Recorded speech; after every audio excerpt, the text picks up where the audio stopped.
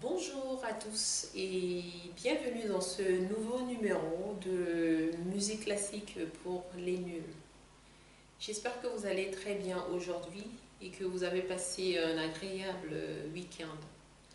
Nous parlerons de Giovanni Pesciello, compositeur de la période classique, vous savez, cette période qui allait de 1750 à 1820. Giovanni Pesciello est dans l'ombre d'autres grands compositeurs de la période classique.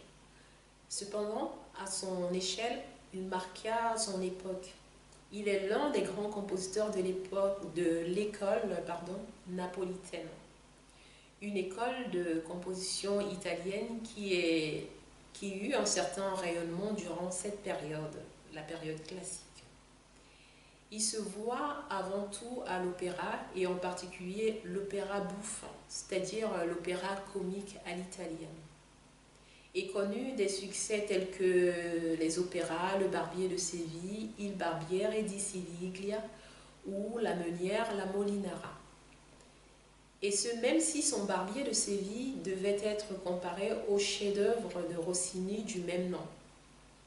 Les deux sont une adaptation de la célèbre pièce de théâtre française de Beaumarchais, aussi appelée Le Barbier de Séville, qui eut un succès retentissant à l'époque. En dehors des opéras, il ne laissa qu'une poignée d'œuvres instrumentales, généralement jugées porteuses d'une grande fibre artistique.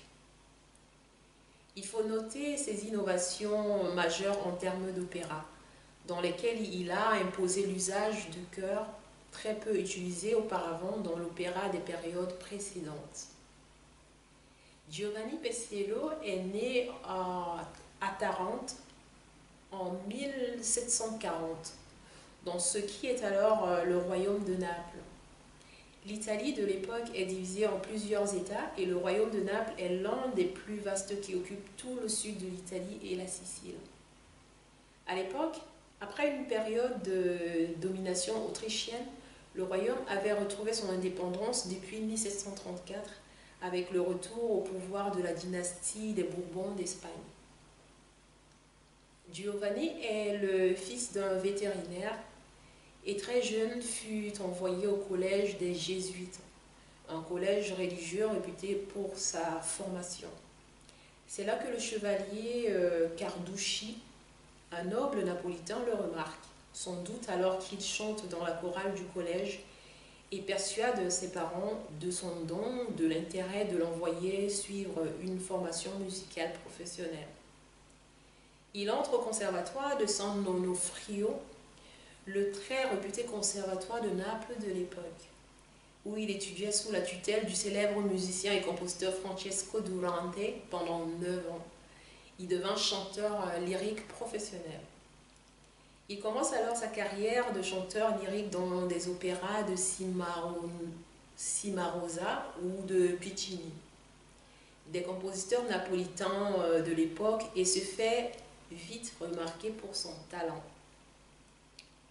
Il s'essaye ensuite à la composition d'opéra et est appelé à Bologne, où il composa 2 opéras bouffes à succès qui lanceront sa carrière de compositeur, notamment Il Mondo a Roviesco, Le Monde à l'envers, et La Pupille. Bologne, à l'époque, est une ville qui fait partie des États du pape, un autre État italien indépendant, ancêtre du Vatican, et est donc administré par un légat apostolique envoyé par le pape. Ses succès à Bologne amènent finalement la tsarine de Russie, Catherine II, à le remarquer. Et en 1776, elle le nomme maître de chapelle de sa cour. Maître de chapelle, c'est-à-dire compositeur attitré, compositeur officiel d'une cathédrale, d'un empereur, d'un roi, d'un prince, et en l'occurrence ici de Catherine II. Il y reste jusqu'en 1785 et c'est là qu'il écrit son œuvre la plus connue, Le Barbier de Séville. Il rentre ensuite à Naples en passant par un court séjour à Vienne, car le roi de Naples, Ferdinand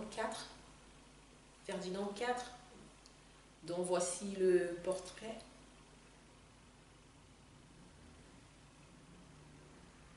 Il avait l'air étrange, hein, Ferdinand IV.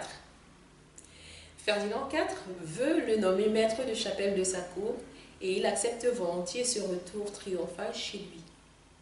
Mais la Révolution française entraîne une chaîne de révolutions en Europe et en 1799, la Révolution napolitaine renverse le roi Ferdinand IV et proclame la République de Naples. La République offre à Peciello le poste rémunéré de musicien de la nation. Au bout de quelques mois à peine, les royalistes reprennent le contrôle de Naples et Ferdinand IV retrouve son trône. C'est une période difficile pour Peciello, qui se retrouve sans emploi. Mais Napoléon Bonaparte, dont voilà une illustration, Napoléon Bonaparte.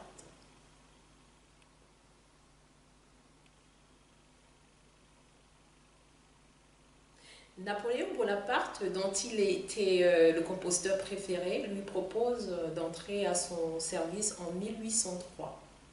Il y reste 2 ans et demi, payé très généreusement, bien qu'il ne bénéficie pas du titre de maître de chapelle, trop associé à la monarchie ancienne. Il compose entre autres pour le couronnement de Napoléon comme empereur Napoléon Ier. Mais le pays lui manque et son épouse se languit des climats chauds.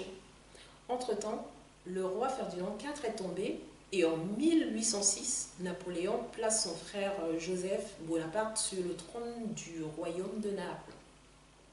Joseph Bonaparte, alors j'ai un portrait de Joseph Bonaparte. Il faut avouer qu'ils étaient assez bien lotis physiquement, les Bonaparte. Hein.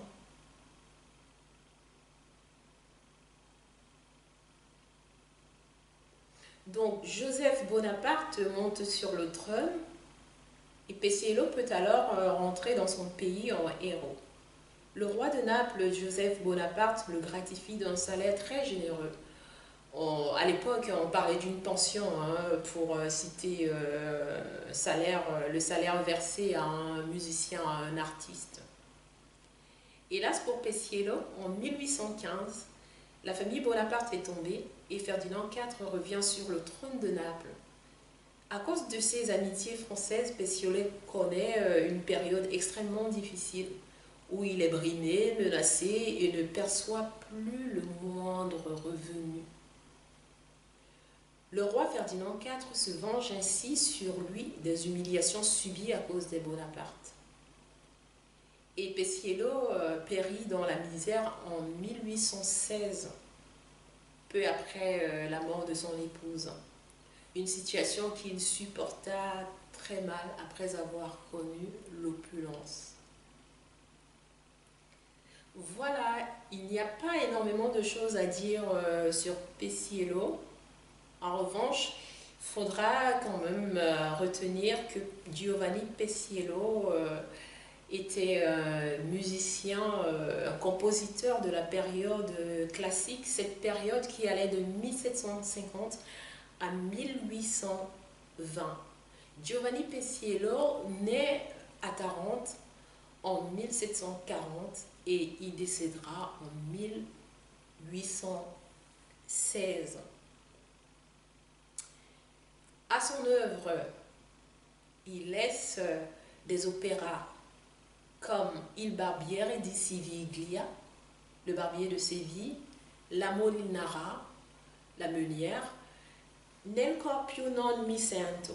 C'est un extrait de La Molinara, de l'opéra La Molinara, la meunière en français, l'une des compositions de Giovanni Peciello. On note également Il mondo a rovescio, le monde à l'envers, la pupille, la pupille. Donc voilà tout sur Giovanni Paisiello.